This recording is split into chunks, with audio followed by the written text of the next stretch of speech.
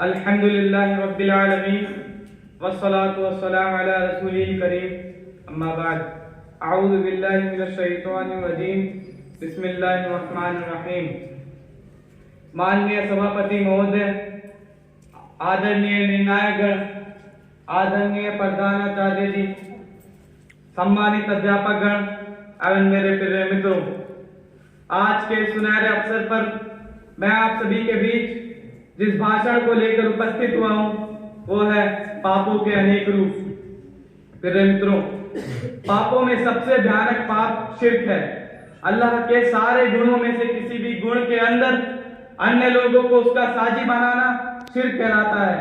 शिर्क के विभिन्न रूप हैं, जैसे मूर्ति पूजा, कब्र की पूजा, पेड़ पौधों की पूजा आदि। अल्लाह शिर्क करने वाले मनुष्य के अलावा बाकी सभी मनुष्य को क्षमा कर सकता है, परंतु शिर्क करने वाले को अल्लाह कभी भी क्षमा नहीं करेगा। अल्लाह ताला लोगों को शिर्क से भय दिलाते हुए कहता है कि तुम उससे बचो, इसलिए कि शिर्क बड़े पापों में से है। इन्न शिर्क लज़ुल्मुन अज़ीम, निश्चय ही शिर्क बहुत बड़ा जुल्म है। शिर्क के बाद जितने भी पाप हैं, अगर कोई मनुष्य उसे कर ले और बिना क्षमा मांगे उसका देहांत हो जाए तो अल्लाह उसे क्षमा कर सकता है और दंड देकर स्वर्ग में भेज सकता है। परंतु शिर्क करने वाला मनुष्य बिना क्षमा मांगे देहांत कर जाए तो अल्लाह उसे कभी भी क्षमा नहीं करेगा। अल्लाह ताला पवित्र कुरान में कहता है, इन्नल्लाह ला यग़फिरु अन युश्रक बिही व यग़फिरु मा दून ज़ालिक लिमन यशाउ व मन युश्रिक बिल्लाह फ़क़द ज़ल्ला ज़लालन बईदा। अर्थात निसंदेह अल्लाह इस चीज को कभी क्षमा नहीं करेगा कि उसके साथ किसी को शामिल किया जाए। हाँ, इससे कम दर्जे का अपराध का जिसे चाहेगा क्षमा कर देगा। जो अल्लाह के साथ किसी को साझी ठहराता है तो वह भटक कर बहुत दूर चला जाता है। ऐसे ही अनस रज़ियल्लाहु अन्हु कहते हैं कि मैंने रसूलुल्लाह सल्लल्लाहु अलैहि वसल्लम को कहते हुए सुना है कि अल्लाह ताला ने कहा है, या इब्ने आदम इन्नका लौ आतैतनी बिक़ुराबिल अर्दि खताया तुम्मा लक़ीतनी ला तुश्रिक बी शैअन ला अतीका बिक़ुराबिहा मग़फ़िरा। अर्थात, ए आदम के सपूतों, अगर तुम मेरे पास भूमि के बराबर पाप लिए हुए आओ, फिर तुमने उसमें कुछ शिर्क न किया हो, तो मैं तुझसे भूमि भर की क्षमा के साथ मिलूंगा। इस्लाम धर्म ने माता पिता को एक ऊंचा स्थान दिया है और उसके अपमान करने वाले को भयानक दंड की सूचना दी है। उसकी क्रोधिता को अल्लाह की क्रोधिता बताया है। अगर कोई मनुष्य अपने माता पिता के साथ बुरा व्यवहार करे तो उसे बड़े पाप की सूचना दी है। आज के इस युग में कपल तिपंदक, कप्तस तिपंदक का फैशन चल गया है। इनकी यह संबंध इनको धीरे धीरे व्यभिचार यानी जिना की ओर ले जा रही है। व्यभिचार आज हमारे समाज में आम होता चला जा रहा है। विवाहित और अविवाहित दोनों प्रकार के व्यक्ति इसमें संलिप्त है।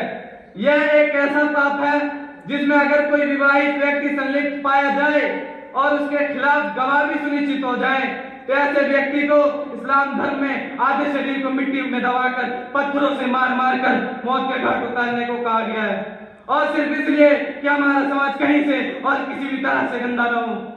इस पाप में छोटे बड़े सभी पाए जा रहे हैं, जो कि इस्लाम धर्म में हराम है। इस्लाम धर्म हमें इससे दूर रहने की शिक्षा देता है और इसे बहुत बुरा कार्य बताया है। अल्लाह ताला पवित्र कुरान में कहता है, वला तक़रबुज़ ज़िना इन्नहु काना फ़ाहिशतन व साअ सबीला। आज जब हम पेपर उठाकर देखते हैं तो हमें अधिक मात्रा में यह मिलता है कि कोई मोटर गाड़ी के नीचे आकर मर गया या मर्डर कर दिया गया, तो किसी ने फांसी लगाकर या बिल्डिंग से कूदकर आत्महत्या कर ली। इन सारे कर्मों में से सबसे भयानक कर्म आत्महत्या है। इसका कारण यह होता है कि जब कोई मनुष्य किसी बड़ी संकट में पड़ जाता है और उसके अंदर उसे झेलने की क्षमता नहीं रहती तो उसे केवल आत्महत्या की राह दिखाई देती है। इस्लाम धर्म में इससे दूर रहने की शिक्षा देता है और इसे बहुत बुरा कार्य बताया है। अल्लाह ताला पवित्र कुरान में कहता है, वला तक़्तुलू अनफुसकुम इन्नल्लाह काना बिकुम रहीमा। और न अपनों की हत्या करो, निसंदेह अल्लाह तुम पर बहुत दयावान है। आत्महत्या करने वाले को क़यामत के दिन नरक में वही दंड दिया जाएगा जो उसने किया था। पापों में एक पाप चापलूसी करना है। इसके मुतालिक से मुस्लिम और बुखारी की हदीस में हजरत हुज़ैफा रज़ियल्लाहु अन्हु से रवायत है कि रसूलुल्लाह सल्लल्लाहु अलैहि वसल्लम ने फरमाया, ला यदखुलुल जन्नत क़त्तातुन, चापलूसी करने वाला व्यक्ति स्वर्ग में कभी प्रवेश नहीं हो सकता। अंत में अल्लाह ताला से प्रार्थना है कि अल्लाह ताला मुझे और हम सभी को पाप करने से बचाए और हमें स्वर्ग में भेजे। आमीन। वाखिरु दावाना अनिल हम्दुलिल्लाहि रब्बिल आलमीन। अस्सलामु अलैकुम व रहमतुल्लाहि व बरकातुहू।